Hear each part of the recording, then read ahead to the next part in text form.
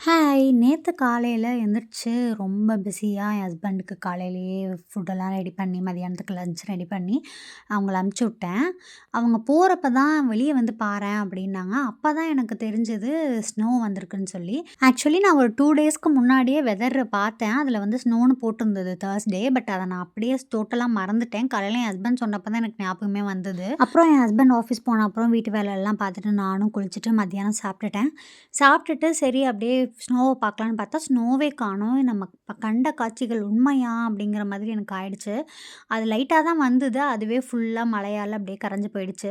அப்புறம் தான் எனக்கு ரொம்ப போர் அடிச்சது. அப்புறம் யோசனை வந்தது, சரி இன்னும் நம்ம இந்த லைட்டெல்லாம் கழட்டாம இருக்கோமே! நியூ இயர் முடிஞ்சு, கிறிஸ்மஸ் முடிஞ்சு எல்லாம் முடிஞ்சிருச்சு. இன்னும் லைட்ட கழட்டாம இருக்கோமே! அப்படின்னு சொல்லி யோசனை வந்து கழட்டிட்டு இருந்தேன். ஆக்சுவலி இவ்வளோ நாளா கழட்டாததுக்கு ஒரு குட்டி ரீசன் இருக்கு. என்னன்னா, இது ஒரு நாள் பாருங்க வெயில் நல்லா அடிச்சது. அன்னைக்கெல்லாம் சின்ராச கையிலேயே பிடிக்க முடியல. நல்லா பிரகாசமா எரிஞ்சாப்ல. அதனால தான் எனக்கு கழட்ட மனசே வரல.